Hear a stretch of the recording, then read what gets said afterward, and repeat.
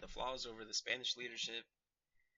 So in my little research paper, I kind of took a little deeper dive into the leadership and the failures that happened within the story we read about the Narvaez expedition. It was the Cabeza de Vaca book that we read really early in the chapter. So real quick, I wanted to kind of summarize it right here. I'll answer the who, what, when, why's, all that stuff. It was led by Pancillo de Narvaez. He was like the main uh, captain, leader of the expedition, and his crew of 600 people, only 4 survivors remained, not including him, because I mean he just sucked as a leader, kind of. I mean that's what I'm here to argue. So it was an expedition sent from Spain to kind of expand their territorial claims in the New World, starting off in Florida. It was they wanted to set down settlements, expand the empire pretty much. The expedition took place in 1527, Florida, and yeah, Spain wanted to kind of grow. Little thing about our main guy, well, not main guy in the book necessarily, but the leadership. Panfillo de Narvaez, he was a brutal kind of conquistador. Because little thing that the book didn't cover, but he was like a pretty prominent figure in Cuba and Jamaica, and kind of taking over that land.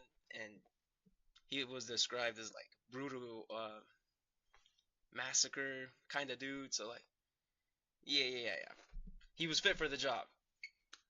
Yeah, kind of sucks by today's standards, but yeah, ruthless, arrogant, and also I did do some other research about him personally, and there were a couple of accounts kind of describing him as a real rigid person, like my way or the highway type of guy is what like I interpreted it as.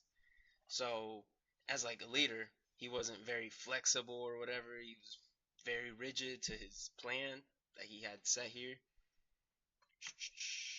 What was missing? So yeah, I like this little chart here. Has a couple of things. Oh, I need to move myself. I'll right in the middle. Okay. Vision. He had the vision. He was gonna take over a couple places in Florida, expand the Spanish Empire. Planning here. So I could argue that they did plan this expedition pretty well, but they didn't plan for failures, like them having a couple of supply ships just wash up, and that failure to plan for anything like that kind of led the expedition to just go downhill immediately. So yeah, in their expedition, remember they had like a couple of supply ships right off the bat. They got wiped out by a hurricane, and they still insisted in continuing on the expedition and kind of making those territorial claims. That went really bad because super quickly the crew was like hungry, uh, famished, impoverished or whatever. Right off the bat, it was pretty bad for them. Teamwork, he didn't seem like a real teamwork guy. If you recall, when Cabeza de Vaca and a couple other survivors, they had to make their own little rafts to kind of go along the coast and look for other Spanish settlements, just because they had to abandon their original mission.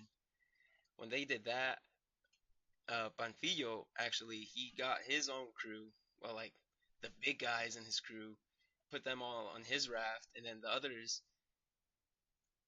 kind of, I don't know, he didn't really lead them. He kind of told them every man for them.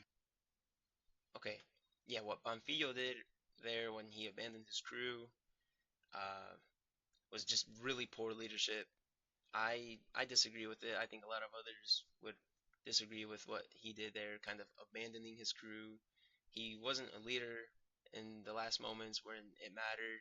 what he could have done, he could have guided his team better. He could have supported.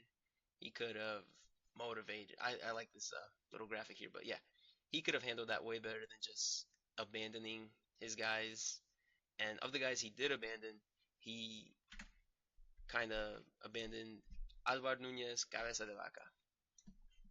Now, my argument was that Cabeza de Vaca did not survive just by chance. He didn't get lucky. He adapted and assimilated into the New World along with the Native Americans, the indigenous population there, and that really proved to be his strong suit.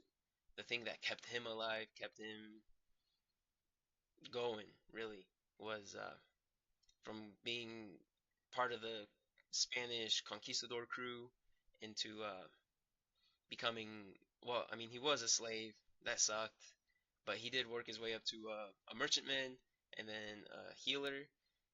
And that transformation really shows his adaptation from the conquistador mindset of, the arrogant, ruthless, selfish conquistadors that the Spanish kind of selected to be the leaders. That right there was a flaw. I believe that they should have picked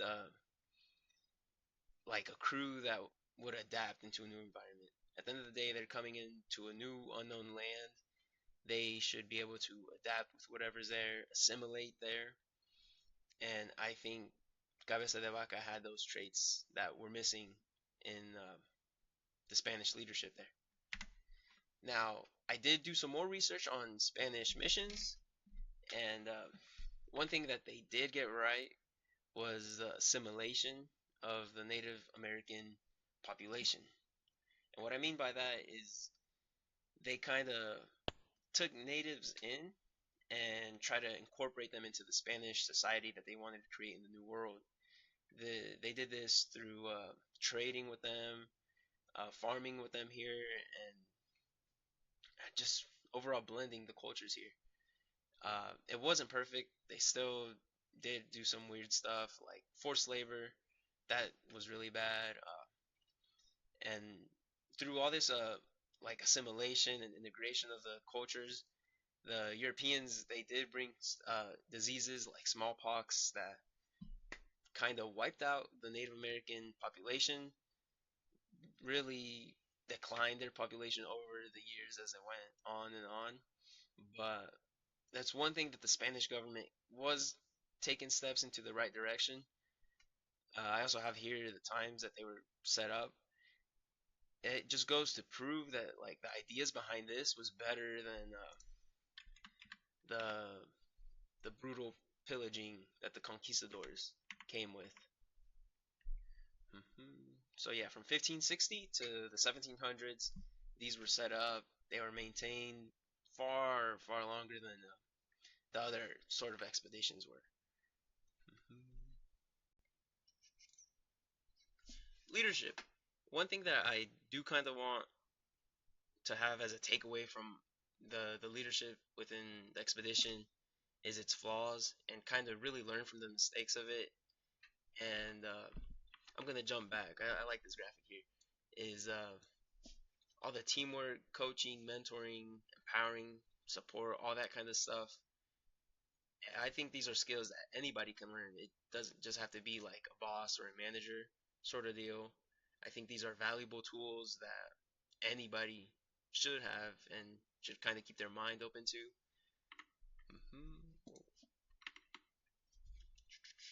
So yeah, leadership. I have a couple notes here. What am I saying, yo?